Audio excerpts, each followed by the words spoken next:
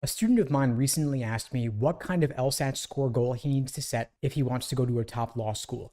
His GPA is roughly a 3.3. He wants to balance it out with a top LSAT score, and he's taking the LSAT this fall. I'm going to share with you the advice that I gave him in the hopes it can change your LSAT and law school admissions journey going forward for this cycle. For those who don't know me, my name is Steve Schwartz. I've been teaching the LSAT since 2005, and I increased my LSAT score from a 152 to a 175, and I've been teaching the LSAT for nearly 20 years now. And what I found is that LSAT score goals don't make a whole lot of sense, and they oftentimes lead students to aim lower than they otherwise would. This student said he was thinking of maybe going for a 165 because he wanted to go to a top law school, but didn't think he could get into a school like NYU or Columbia. Maybe he'd go for Fordham or Brooklyn Law School instead. He's based in New York City, and I'm from New York myself, so I knew what he was talking about. The thing is, there is a large range in law school prestige, law school rankings, and you won't get into a T14 unless you are willing to do what it takes to get into a T14. If your GPA is below the medians, you've got to balance it out with a higher LSAT score. And with a low GPA, a 165 likely won't even get you into Fordham Law School. Surprisingly enough, LSAT score medians are out of control. The grade inflation, the LSAT score inflation is higher and higher every single year. And you're not going to get a 170 unless you aim for a 170.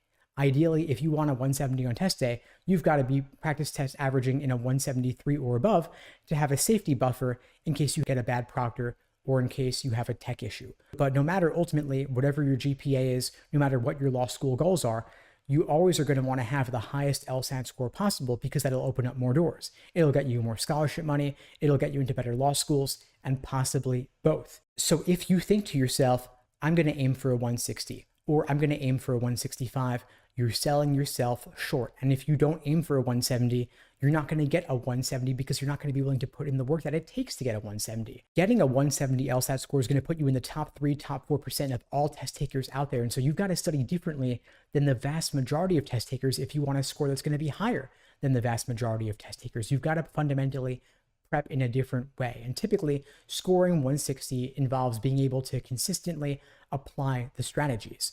But if you want a 170 or above, you've got to understand why the strategies work, and you've got to see the exam from the test maker's perspective. It's like the difference between asking me, how do I get faster on LSAT logical reasoning, and what is the difference between these two really rare types of logical reasoning questions? They don't fit the mold what I've seen before. I've done thousands of questions. How do I approach these seemingly unique logical reasoning questions? The former question, just asking, how do I get faster, indicates you may not have done that much up to this point. But when you go deep and when you've looked at all the old logical reasoning questions going back 20, 30 years, that shows me you're putting in the work and aiming to understand everything under the sun. You're leaving no stone unturned. Now, there are roughly 60 LSAT practice tests in the new LSAT format without logic games, and you better bet that there are tons of students out there aiming for a 170 plus who are going to do all of those 60 exams. Maybe they've done all 60 of those exams already and they're taking the LSAT in 1 to 2 months from now and applying the beginning of the cycle this fall. And so if you're aiming for January or February and you haven't even started yet and you're thinking, maybe I'm going to go for a 160, you're not even playing in the same league and you don't even realize it because you're studying for the exam on your own. You don't know others going through the process. And so one of the benefits of joining a community, a study group, a course with live classes is that you're surrounding yourself with other top performers willing to invest themselves in this process, gunning for those 170 plus LSAT scores, raising you up, motivating you, encouraging you to do whatever it takes to get there, carving out the time, blocking it off in your schedule to make it happen. And by the way, that is something we offer at LSAT Unplugged. We offer live online classes via Zoom, on-demand video courses, small group coaching, and one-on-one coaching to help you on your journey to 170 plus. If you're interested in finding out more, you can check out the links below this video to book a call with me and my team. We'd be glad to help you out.